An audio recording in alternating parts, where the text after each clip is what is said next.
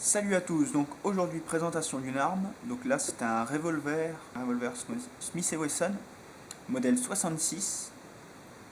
Donc là il est en canon de 2 pouces et demi, chambré en 357 Magnum. Donc l'arme est vide. 357 Magnum, donc 357 Magnum, on peut tirer bien sûr du 357 Magnum, mais aussi du 38 spécial, donc qui est en fait un étui un peu plus court, et du 38 Watt Cutter, j'en ai pas sous la main. Barillet 6 coups.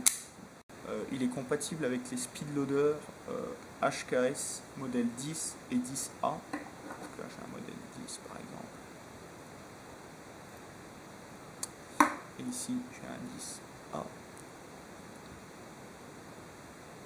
Bien sûr platine simple et double action. Comme tous les anciens revolvers, en fait, le percuteur est directement sur le chien.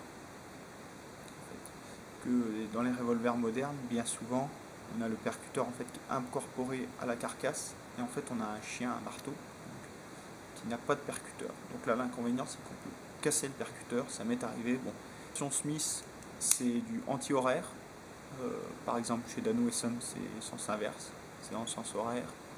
Chez Ruger je sais plus, et chez Alpha Proche Taurus, il me semble que Taurus aussi est dans le sens horaire.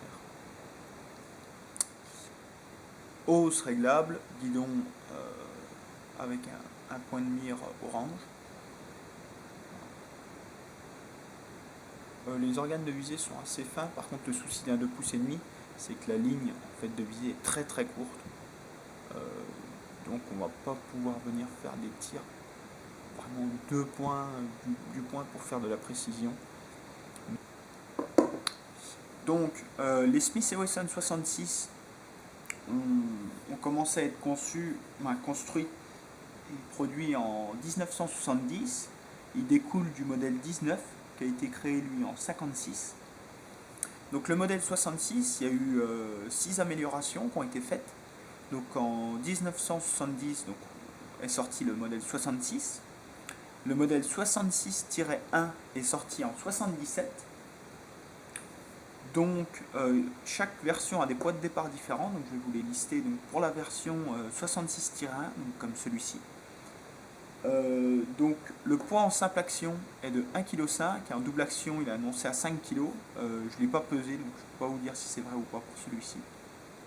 Ensuite la version 66-2 qui est sortie celle-ci en 82, donc poids de départ en simple action 1,3 kg et en double action 5 kg. Ensuite la version 66-3 qui est apparue en 86, donc en simple action on a un poids de départ de 1,7 kg et en double action de 4,6 kg. Donc un peu mieux en double mais moins bien en simple. La 66-4 est apparue en 94, donc avec un poids de départ en simple action de 1,3 kg et en double action de 5 kg, donc là beaucoup mieux en simple action et aussi en double action. La version 66-5 est apparue en 1998, poids de départ en simple action annoncé à 1,3 kg et en double action à 4,5 kg. Et enfin la version 66-6 est apparue en 2002 et donc 1,6 kg de départ en simple action, en double action 5 kg. Donc les versions 66 ont été produites de 1970 à 2004, donc il n'y en a plus de produits à ce jour des nouveaux. Ils sont en carcasse K. Donc pour savoir l'âge, je vais vous mettre un lien dans la description et donc vous verrez, vous pourrez dater votre Smith & Wesson qui sont en carcasse K, N, L, etc. Pour à peu près tous les Smiths d'ailleurs. Donc celui-là est de début 1978 par le numéro de série, il commence par 25K. Donc 25K, de 25K à 56K, donc c'est les années 78-79, donc 25K, là j'ai le début du numéro, donc c'est début 78. Donc là bien sûr c'est une version inox, il doit exister aussi en version bronzée je pense.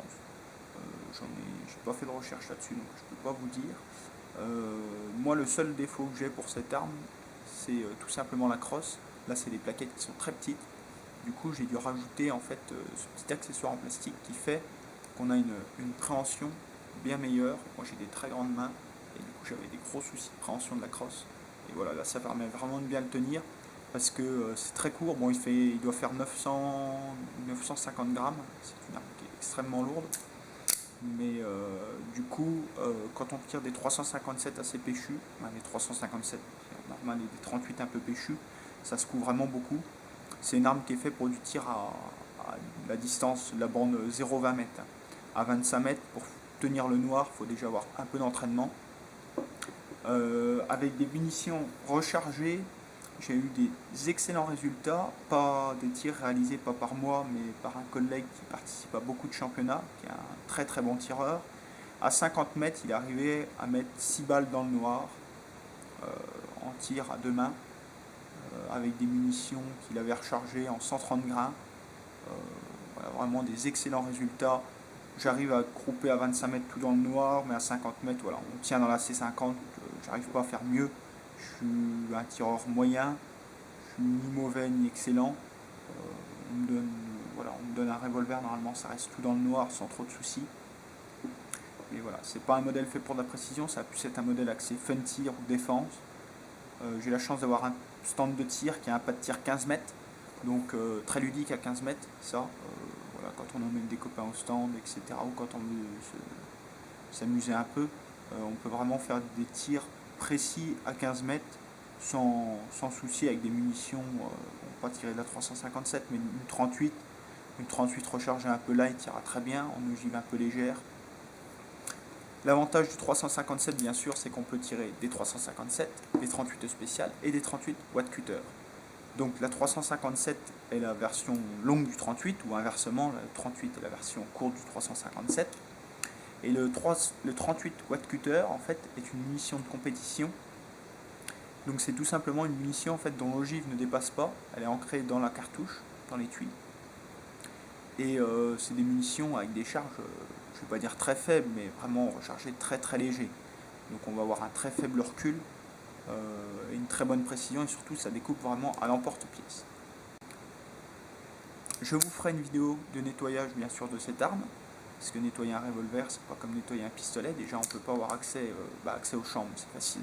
L'accès au canon ne peut pas se faire par ici, à part au bore-snake. Donc voilà, je vous ferai une vidéo là-dessus, ainsi qu'une vidéo de tir avec cette arme à 15 mètres et 25 mètres, en filmant également le recul de l'arme avec différents tirs de munitions, histoire que vous vous rendiez bien compte du recul de cette arme. Bon tir à tous, bon rechargement, et surtout abonnez-vous.